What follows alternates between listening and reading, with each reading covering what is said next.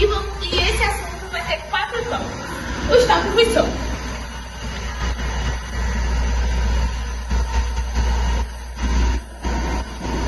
inversão da ordem direta,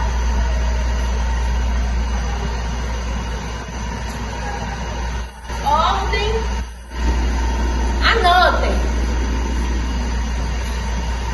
ordem dos tempos,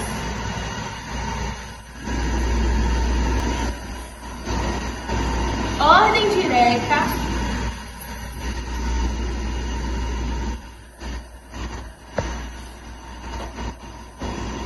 gramática e estética.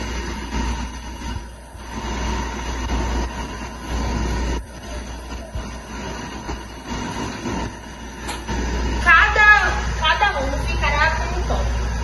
E vai ser para quem dia todo. O dia vai ser, anotem, viu? 25/3, ok? E será uma equipe de cada vez, viu? Eu vou colocar aqui também uma dica para vocês. É melhor começar pela ordem direta, porque é melhor, porque assim dá a introdução para os outros assuntos, tá bom? Hoje Marcele vai falar o que é a ordem dos tempos. E semana que vem vamos começar os trabalhos criativos. Estou muito ansiosa para saber como estão. Boa noite, gente. Hoje eu vou falar sobre a ordem dos termos. Gente, você está parado para pensar na ordem dos termos? Tipo, não é só jogar as palavras ou números de qualquer jeito e achar que está tudo certo. No português, na matemática ou até nas redes sociais, se você errar a ordem, pode sair um desastre total. Imagina postar uma legenda toda bagunçada, credo. Na gramática tem aquela regrinha básica: sujeito, verbo, complemento e tácito. Tipo, eu comprei um look barro e não comprei barro no look. Meu Deus, que horror! Você arrasou no melhor trabalho, mas o que digo foi um trabalho criativo. Saia da sua zona de conforto. E eu não consegui ver isso. Você tinha que ser mais espontâneo, sabe? Sair um pouco dessa bolha. Mas eu gostei. Boa tarde, gente. Hoje eu vou explicar um pouco sobre a ordem direta. A ordem direta tem como estrutura sujeito, verbo e complemento. Sendo que entre isso tem um advérbio que ele pode flutuar entre início, meio e fim da frase. Aqui eu trouxe um poema autoral de Rebeca, onde fala: a vida é poesia, canção e a da mais agradável melodia, a que causa mais dor, com momentos de paz e momentos de furor. À medida que avança se complica, mas em sua beleza isso não se implica. Aqui podemos perceber que a vida ela vem como sujeito e o resto da frase apresenta um complemento do que apresentou anteriormente, né? E o resto do poema segue a ordem direta que vai explicar, vai falar um pouco sobre a vida, né?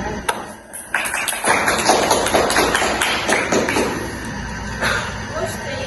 Você explicou bastante de ordem direta. E o poema autoral eu acho muito interessante você ver trazendo isso. Significa que ela teve que pegar um pouco dela para escrever ele e organizar as palavras. Eu adorei esse poema. Por isso, parabéns. Obrigada. Tá, o meu trabalho é sobre a inversão da ordem direta, que também pode ser chamada de verbo, e é uma figura de linguagem bastante usada pelo mestre Oda. Mas sim, essa figura de linguagem é bastante usada pelo mestre Oda em frases como: se tão poderoso você é, fugir quer por quê?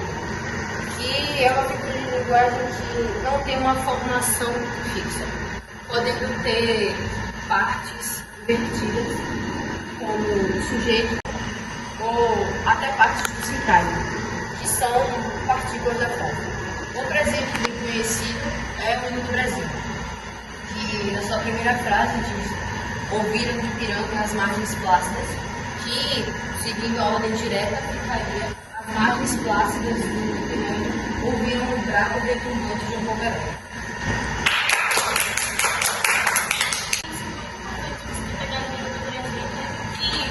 É a nossa cultura, que é importante a gente mostrar isso para a população. Então, eu acho muito interessante.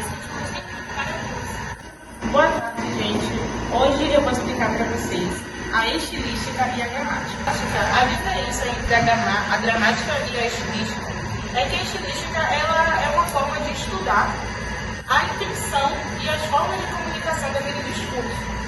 Então, enquanto a estilística ela estuda as variações linguísticas, se o texto ele é formal, se ele é coloquial, a gramática ela já dita as regras daquele discurso.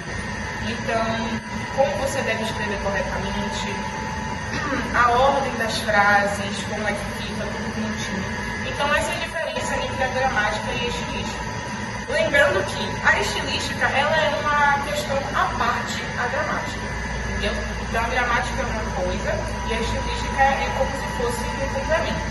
E de exemplo, eu trouxe um poema do poeta Carlos Drummond, chamado No Meio do Caminho.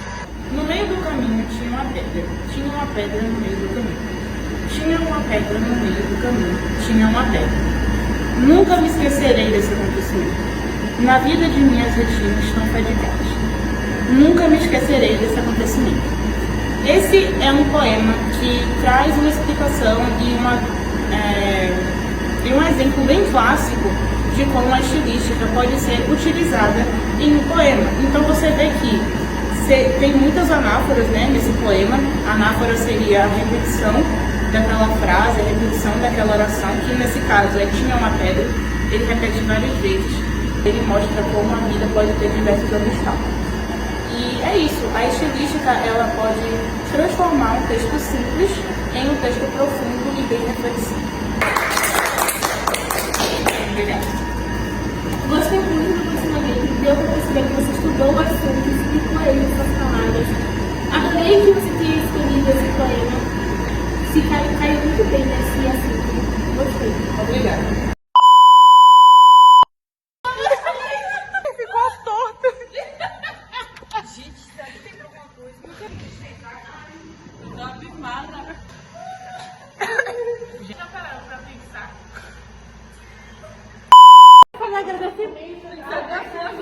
Eu amei fazer esse trabalho com essas pessoas aqui, que são as pessoas mais improváveis de estarem juntos e de escolher essa ideia de fazer um teatro na sala de aula.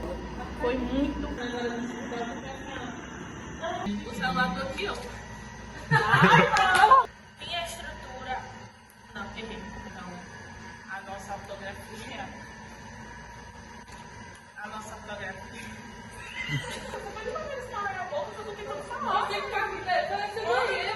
Tá bom! Esse poema é muito engraçado, velho.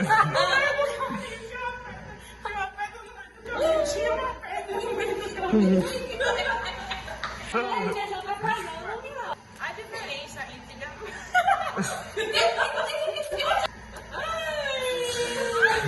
no meio do caminho. Eu vou conseguir. Natália, No meio do caminho. Tinha um caminho.